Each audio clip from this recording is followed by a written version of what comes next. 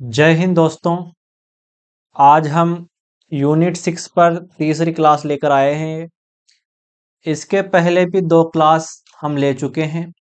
जिसने वो दोनों क्लास नहीं देखी वो जाकर सबसे पहले तो उन दोनों क्लासों को देख लो, क्योंकि उसी के बाद में ये आपको यह तीसरी क्लास थोड़ी बहुत समझ में आएगी, अच्छे से समझ में आएगी। दोस्तों, सबसे पहले तो ये मेरे यहाँ पर व्हाट्सअप नंबर दिए हैं मैंने, इनको इन पर मैसेज कर दीजिए। मैं आपको जो मैंने ग्रुप बना रखा है उस पर ऐड कर दूंगा, जिससे आपको क्लास की लिंक वहाँ मिलती रहेगी। दोस्तों, हमने इससे पहले सिलोजिज्म के बारे में पढ़ा था, किस तरह वेन डायग्राम के माध्यम से उसको सॉल्व करते हैं। आज हम कथन और निष्कर्ष के बारे में पढ़ेंगे, कथन और तर्क के बारे में। आज कथन और तर्क के बारे में पढ़ेंगे। दोस्तों, कथन और तर्क में फर्क क्या है? कथन में एक लाइन होती है। कथन में एक लाइन होती है, जैसे हनी सिंह दमदार सिंगर है, तो कथन में केवल एक लाइन होती है। और तर्क में क्या होता है? तर्क में दो तीन कथन होते हैं, एक निष्कर्ष होता है। जैसे ये दे रखा है आपके सामने, इसमें कथन दे रखा है और निष्कर्ष दे रखा है, यानी तर्क किससे मिलकर बनता है? कथन और निष्कर्ष से मिलकर तर्क बनता है। यहाँ पर दिए रखे हैं, सभी बच्चे पुरुष हैं, सभी पुरुष काले हैं, निष्कर्ष सभी बच्चे काले हैं। आपको देखकर लग रहा होगा दोस्तों, ये तो हमने सिलोजिज्म में पढ़े थे, ये तो सिलोजिज्म के सवाल हैं। तो दोस्तों, तर्क का एक भाग ही सिलोजिज्म है। सिलोजिज्म क्या है? तर्क का एक भाग ही सिलोजिज्म है, यानी तर्क करने का एक ढंग है, यानी तर्क का एक हिस्सा है। सिलोजिज्म छोटा है, तर्क बड़ा है।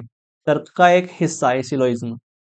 तर्क इस तरह से भी हो सकता है दोस्तों, हनी सिंह दमदार सिंगर है क्योंकि उसने एक से बढ़कर एक गाने गाए हैं, इसलिए वो दमदार सिंगर है। इसमें कारण दे रखा है इसमें। इस कारण यह तर्क की श्रेणी में शामिल हो जाता है। अगर केवल इतना सा होता है तो यह कथन की श्रेणी में शामिल हो जाता, लेकिन इसमें क्योंकि के साथ एक और तर्क कथन दे रखा है जो इसको मजबूती प्रदान करता है, इसलिए यह तर्क की श्रेणी में शामिल हो गया। आगे देखते हैं दोस्तों, तर्क के प्रकार। तर्क कितने प्रकार के होते हैं? तर्क दो प्रकार के होते हैं, एक निगमन तर्क, दूसरा आगमन तर्क। देखते हैं निगमन तर्क, इसमें सामान्य से विशिष्ट की ओर जाते हैं। सामान्य से विशिष्ट की ओर जाते हैं। इसमें निश्चितता रहती है। क्या रहती है इसमें? निश्चितता, यानी 100% गारंटी के साथ कोई बात की जाती है इसमें। इसमें शायद या हो सकता है इस प्रकार के शब्दों का उपयोग निगमन तर्क में नहीं किया जाता। इसमें 100% गारंटी के साथ बात की जाती है। इसमें शायद या हो सकता है इस प्रकार के शब्दों का उपयोग इसमें नहीं किया जाता। निगमन तर्क का एक उदाहरण देखते हैं हम। इस घर की सभी गाय दूध देती हैं। इसमें सबसे पहले सामान्य कथन दिया गया, फिर सामान्य से हम विशिष्ट की ओर बढ़ते हैं। तो इस घर की सभी गाय दूध देती हैं। दूसरा कथन है, मेरे सामने एक गाय है। मतलब इस घर की सभी गाय दूध देती हैं, मेरे सामने एक गाय है, तो मैंने निष्कर्ष निकाल दिया यह गाय भी दूध देती है। जब सभी घर घर की सभी गायें दूध देती हैं, तो मेरे सामने जो गाय है वो भी दूध देगी। इसका निष्कर्ष, यानी ये निष्कर्ष कैसा है? सही है। एक और उदाहरण इसका देखते हैं। इस घर के सभी दरवाजे लाल हैं। दरवाजे कैसे हैं? लाल। मेरे सामने रसोई घर का दरवाजा है, मैंने निष्कर्ष निकाल दिया रसोई घर का दरवाजा भी लाल है। जब घर के सब दरवाजे लाल हैं, तो मेरे सामने जो दरवाजा है वो भी तो लाल होगा। इस प्रकार अगला जो तर्क होता है दोस्तों, आगमन तर्क। इसमें विशिष्ट से सामान्य की ओर बढ़ते हैं। इधर से विशिष्ट से सामान्य की ओर। इसमें शायद और हो सकता है इस प्रकार के शब्दों का उपयोग इसमें होता है आगमन तर्क में। इसका उदाहरण देखो दोस्तों, यह गाय दूध देती है। पहले हम सभी गाय का पढ़ रहे थे, यानी जो सबसे नीचे वाला कथन था सबसे ऊपर था ये, लेकिन इसमें क्या है, विशिष्ट से सामान्य की ओर जाते हैं। यह गाय दूध देती है, यानी किसी एक गाय की दूध कर एक यानी किसी एक गाय की बात कर रहे हैं यहां पर, एक विशिष्ट गाय की। यह गाय दूध देती है। फिर दूसरी विशिष्ट गाय ले ली, यह दूसरी गाय भी दूध देती है। फिर इन दोनों गाय को देखते हुए हमने एक सामान्य निष्कर्ष, एक सामान्य कथन कहा कि इस घर की सभी गाय दूध देती है। इस घर की सभी गाय दूध देती है, हमने इसमें शायद शब्द जोड़ा है। तो शायद या हो सकता है, इस प्रकार के शब्द कौन से तर्क में जुड़ते हैं, आगमन तर्क में। आगमन तर्क में शायद या हो सकता है इस प्रकार के शब्दों को जोड़ दिया जाता है। यह गाय दूध देती है, यह दूसरी गाय भी दूध देती है। फिर मैंने सामान्य सा स्टेटमेंट जारी किया, शायद इस घर की सभी गाय दूध देती हैं। अब दोस्तों, यह सही भी हो सकता है और गलत भी। आगमन तर्क का निष्कर्ष जरूरी नहीं है कि सही हो, यह गलत भी हो सकता है, लेकिन निगमन तर्क का जो निष्कर्ष होता है उसको 100% सही होना पड़ेगा, होना चाहिए। उसको 100% सही होना चाहिए और उसको होना पड़ेगा। लेकिन आगमन तर्क की बात करें हम, तो आगमन तर्क के लिए ये ऐसी निश्चितता नहीं है कि उसका निष्कर्ष 100% सही हो। ये सही भी हो सकता है और गलत भी। इसलिए तो इसमें शायद और हो सकता है इस प्रकार के शब्दों का उपयोग इसमें किया जाता है। इसलिए दोस्तों, इस बात को जरूर ध्यान रखना कि आगमन तर्क का जो निष्कर्ष होता है उसकी कोई गारंटी नहीं होती कि वो सही हो, वह गलत भी हो सकता है, वह सही भी हो सकता है। इसकी हम 100% गारंटी नहीं दे सकते। अगला देखते हैं इसका एक उदाहरण, रसोई घर का दरवाजा लाल है, बेडरूम का दरवाजा लाल है। अब दोस्तों, मैंने घर में दो दरवाजे लाल देखे, इसी आधार पर मैंने निष्कर्ष निकाल दिया, शायद इस घर के सभी दरवाजे लाल हैं। शायद इस घर के सभी दरवाजे लाल हैं। तो दोस्तों, दो कथन के हिसाब से मैंने निष्कर्ष निकाल दिया, शायद इस घर के दरवाजे लाल हैं। लेकिन हो भी सकता है कि कोई दरवाजा लाल ना हो, इसलिए तो हम कहते हैं कि आगमन तर्क का निष्कर्ष 100% सत्य हो, ये जरूरी नहीं है। ये गलत भी हो सकता है और हो सकता है कि सही भी हो। इस प्रकार आगमन तर्क की विशेषता है कि इस निष्कर्ष सही भी हो सकता है और गलत भी। लेकिन निगमन तर्क की विशेषता है कि उसका निष्कर्ष 100% सही होगा। आगे देखते हैं दोस्तों, यहाँ पर हम निगमन तर्क और आगमन तर्क दोनों के तर्क के उदाहरणों की हम यहाँ पर तुलना करेंगे। इस घर के सभी दरवाजे लाल हैं, मेरे सामने बेडरूम का दरवाजा है। इन दोनों कथन के हिसाब से मैंने निष्कर्ष निकाला कि बेडरूम का दरवाजा भी लाल है, यानी इस घर के जब सभी दरवाजे लाल हैं और मेरे सामने जो बेडरूम का दरवाजा है वह भी लाल है, या बेडरूम की जगह दोस्तों रसोई घर कर लो, रसोई घर।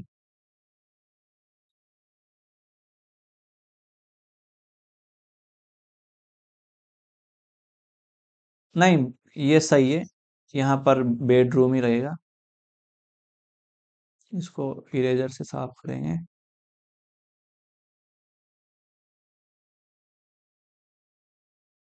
ये सही है दोस्तों, यहाँ पर बेडरूम ही रहेगा।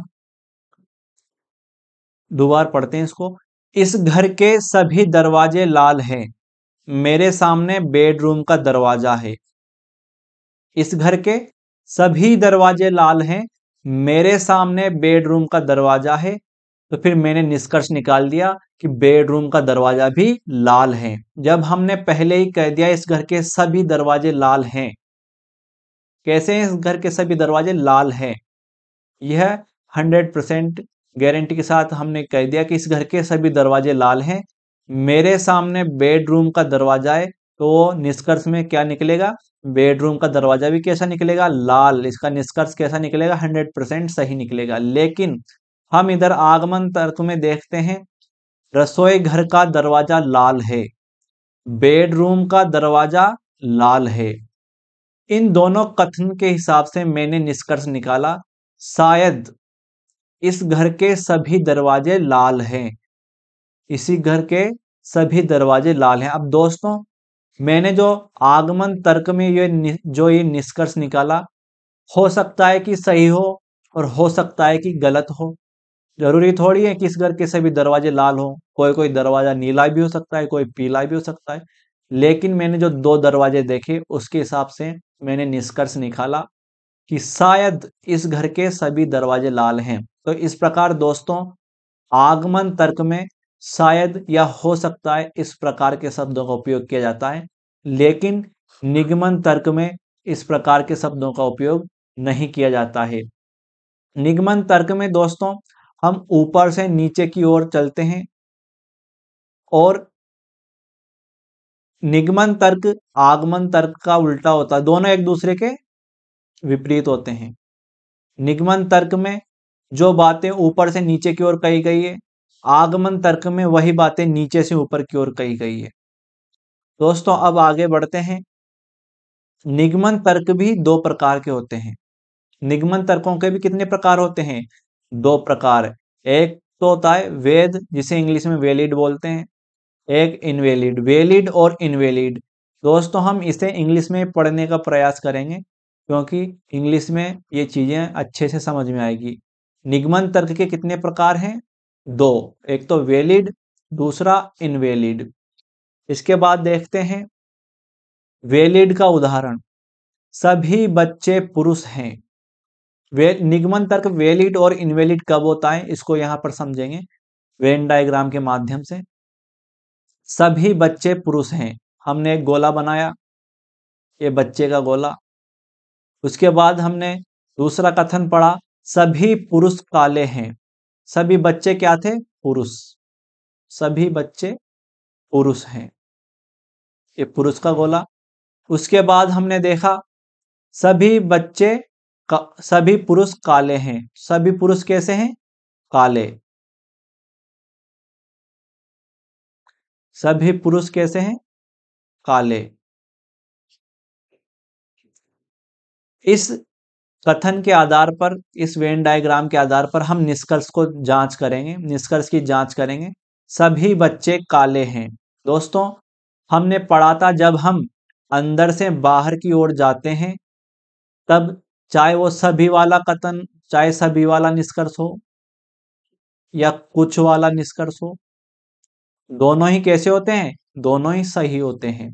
इसलिए यह भी कैसा होगा? यह भी सही होगा। यानी जब निष्कर्ष सही होता है, जब निष्कर्ष सही होता है, तब वह तर्क कैसा होता है? वैध। जब निष्कर्ष सही होता है, तब वह तर्क कैसा होता है? वैध। इनवैलिड में देखते हैं दोस्तों, इनवैलिड का सभी पुरुष काले हैं, इसका वेन डायग्राम बनाएंगे। सभी पुरुष, ये पुरुष का वेन गोला, और ये काले का गोला। दूसरा कथन है, कोई बच्चा काला नहीं है। तो कोई बच्चा कैसा नहीं है? काला। इसका इधर बनाएंगे बच्चे का।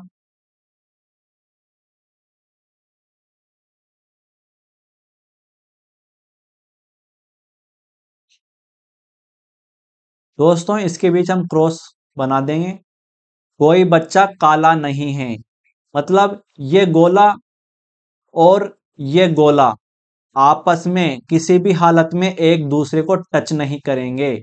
क्या नहीं करेंगे? एक दूसरे को टच नहीं करेंगे। अब हमने वेन डायग्राम बना लिया है। अब इसके आधार पर हम निष्कर्ष की जांच करेंगे। कुछ बच्चे काले हैं, कुछ बच्चे काले हैं। दोस्तों, वेन डायग्राम में स्पष्ट दे रखा है कि बच्चे वाला गोला और काले का गोला बिल्कुल भी किसी भी हालत में एक दूसरे को टच नहीं करेंगे। यानी निष्कर्ष कैसा है? गलत। और जब निष्कर्ष गलत होता है तो तर्क कैसा होता है? इनवैलिड। तब हम बोलते हैं उसे इनवैलिड तर्क, अवैध तर्क। इसी प्रकार दोस्तों हम आगे बढ़ते हैं। इस प्रकार हमने निगमन के दो प्रकार देखे थे। कौन कौन से? वैलिड और इनवैलिड। इसी प्रकार आगमन तर्क के भी दो प्रकार होते हैं। कौन कौन से? स्ट्रॉन्ग और वीक। स्ट्रॉन्ग और वीक यानी हिंदी में देखे तो सशक्त और निर्बल। दोस्तों इसमें भी इसी प्रकार निगमन तर्क का भी हम देखें तो निगमन तर्क में जब निष्कर्ष सही होता था तो वह वैलिड होता था, और जब निष्कर्ष गलत होता था तब वह इनवैलिड होता था। इसी प्रकार आगमन तर्क में जब निष्कर्ष सही होता है तो तर्क स्ट्रोंग होता है, और जब निष्कर्ष गलत होता है तो आगमन तर्क वीक होता है। इस प्रकार हम आगे इसी चीज को छोटा सा चार्ट बनाकर समझेंगे। सबसे पहले तो हम निगमन तर्क के बारे में देखेंगे।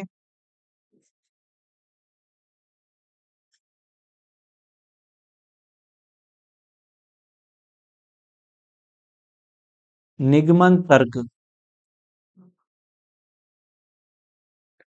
निगमन तर्क कितने प्रकार का होता है?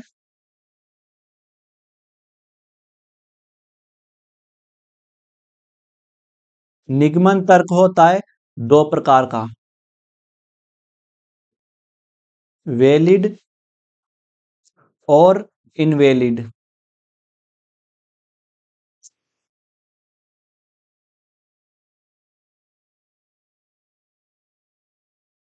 वैलिड और इनवैलिड। दोस्तों वैलिड और इनवैलिड, लेकिन वैलिड के भी नीचे भी इसके दो प्रकार होते हैं। इसके दो प्रकार होते हैं। क्या क्या नाम है इनके दो प्रकार का? एक का नाम है साउंड।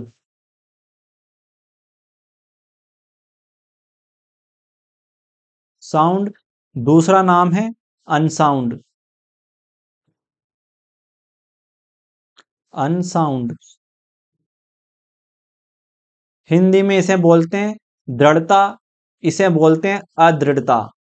दोस्तों इनवैलिड का केवल एक ही प्रकार होता है। एक ही प्रकार होता है। कौन सा? अनसाउंड।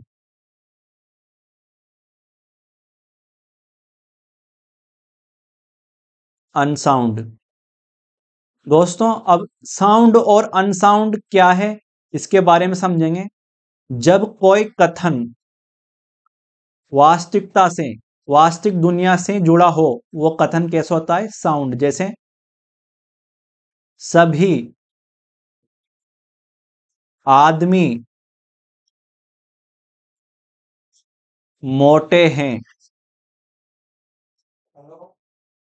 तो दोस्तों ये वास्तविक दुनिया से संबंधित हैं। आदमी मोटे हो सकते हैं। हो सकते हैं कि नहीं हो सकते? हो सकते हैं।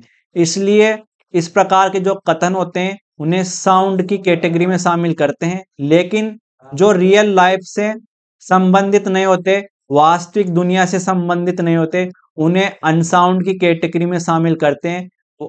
और उसे अनसाउंड की कैटेगरी में शामिल करते हैं। और इसके कथन किस प्रकार होते हैं देखते हैं।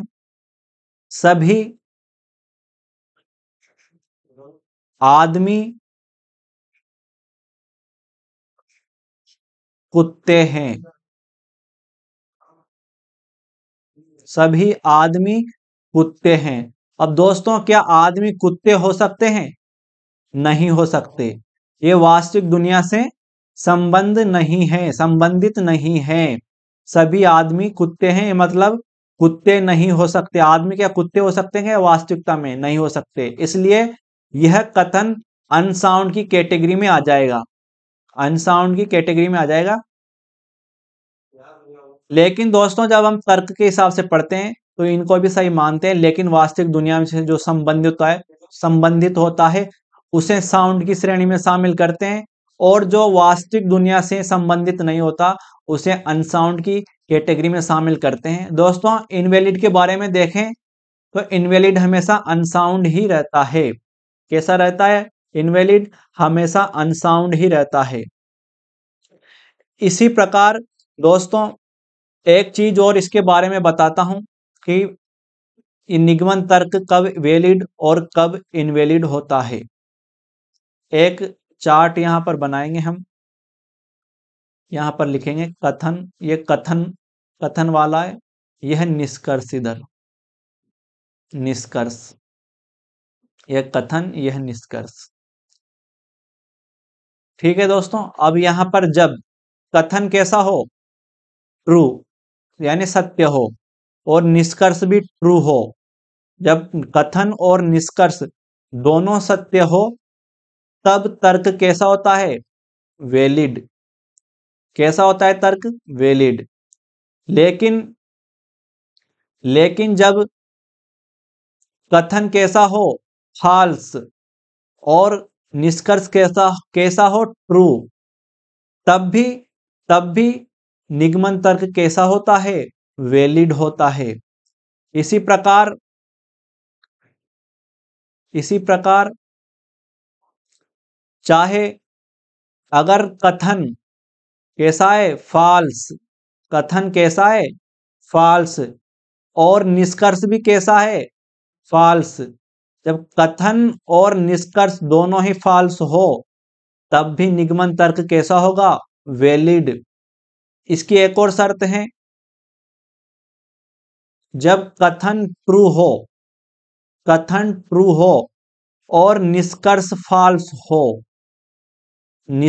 फॉल्स हो, तब दोस्तों निगमन तर्क कैसा होता है? इनवैलिड, तब होता है इनवैलिड। इस प्रकार दोस्तों इस चार्ट को याद कर लेना, इससे अक्सर सवाल बन जाते हैं।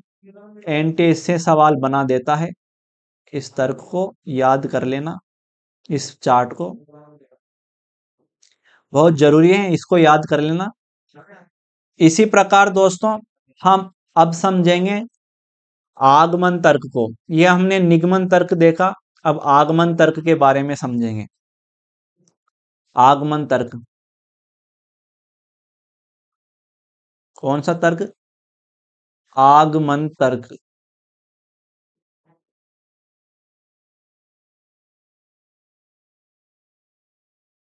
आगमन तर्क में भी कितने प्रकार का होता है? आगमन आगमन तर्क दो प्रकार का, स्ट्रॉन्ग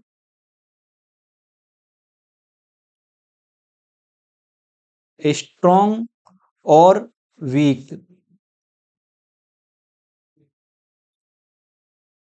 स्ट्रॉन्ग और वीक आगमन तर्क भी दो प्रकार का होता है। जब निष्कर्ष सही होता है तब स्ट्रॉन्ग होता है, और जब निष्कर्ष गलत होता है तब वीक होता है। जैसे निगमन तर्क का वैलिड वाला दो प्रकार थे, उसमें क्या? साउंड और अनसाउंड। इसी प्रकार आगमन तर्क के स्ट्रॉन्ग का भी के भी दो प्रकार हैं। क्या क्या है? इसके भी दो प्रकार हैं। एक का नाम है कोजेंट।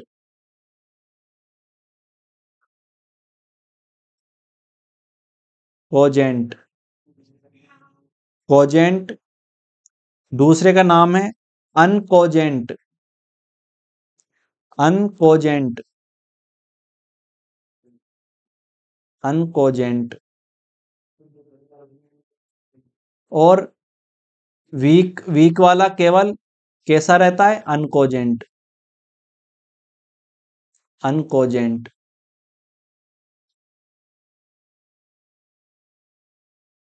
वीक वाला केवल अनकोजेंट होता है। दोस्तों इसकी भी शर्त वही है। कोजेंट कब होता है? जब रियल लाइफ से कथन जुड़ा होता है तब तर्क कोजेंट होता है, और जब रियल लाइफ से जुड़ा नहीं रहता है कथन निष्कर्ष, तब यह अनकोजेंट होता है। और इधर वीक की बात करें तो वीक तो हमेशा कैसा होता है? वीक तो हमेशा ही अनकोजेंट रहता है। इसका भी हम चार्ट बनाएंगे दोस्तों। कथन और निष्कर्ष।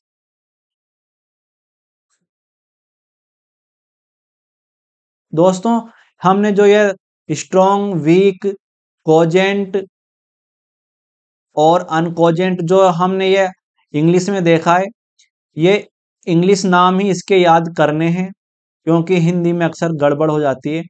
इन नामों को केवल इंग्लिश में याद करेंगे। जब कथन कैसा हो, ट्रू, और निष्कर्ष कैसा हो, ट्रू, तब तब तर्क कैसा होगा, तब तर्क होगा स्ट्रॉन्ग। कैसा होगा, स्ट्रॉन्ग होगा तर्क। और जब दोनों ही फॉल्स हो, कथन भी फॉल्स हैं, निष्कर्ष भी फॉल्स हैं, तब भी तर्क कैसा होगा, स्ट्रॉन्ग। तब भी तर्क कैसा होगा, स्ट्रॉन्ग। और जब कथन फॉल्स है और निष्कर्ष ट्रू है, तब भी तर्क कैसा होगा, स्ट्रॉन्ग। और इसकी एक और शर्त है, जब कथन ट्रू हो और निष्कर्ष फॉल्स हो, तब तर्क कैसा होता है, वीक। तब तर्क कैसा होता है, वीक।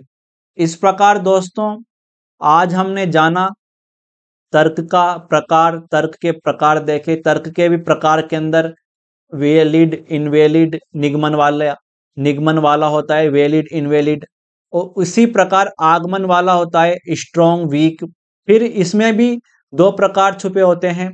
निगमन वाले में जो वैलिड होता है उसका होता है साउंड, अनसाउंड। और जो इनवैलिड वाला होता है उसका केवल एक ही प्रकार होता है, वो होता है अनसाउंड। इसी प्रकार हम आगमन तर्क में देख रहे हैं, इसके भी दो प्रकार हैं, स्ट्रॉन्ग और वीक। और फिर इसके भी दो प्रकार कर दिए गए, कोजेंट और अनकोजेंट। और वीक का केवल एक ही प्रकार होता है, अनकोजेंट। और कोजेंट कब होगा, जब कथन वास्तविक दुनिया से जुड़ा हो। और अनकोजेंट कब होगा, जब कथन वास्तविक दुनिया से जुड़ा नहीं हो। इस प्रकार दोस्तों हमने आज तर्क के बारे में समझा। अगला लेक्चर में हम कथन के बारे में समझेंगे। अब आज के लिए इतना ही दोस्तों। इस वीडियो को लाइक करो, शेयर करो और सब्सक्राइब चैनल को कर लो अगर आप नए आए हो इस पर। दोस्तों ये मेरा व्हाट्सअप नंबर है, इस पर आप मैसेज कर दो, मैं आपको ग्रुप में ऐड कर दूंगा, ताकि आपको समय समय पर इस मेरे लेक्चर की जो लिंक आपको प्राप्त हो जाए। और दोस्तों इसके डिस्क्रिप्शन में टेलीग्राम का लिंक दिया है, वहां पर भी आप उपनयन अकादमी का जो ग्रुप बना हुआ है उससे ऐड हो जाओ, वहां पर आपको इसकी PDF मिल जाएगी। आज के लिए इतना ही दोस्तों, मिलते हैं अब अगले लेक्चर में।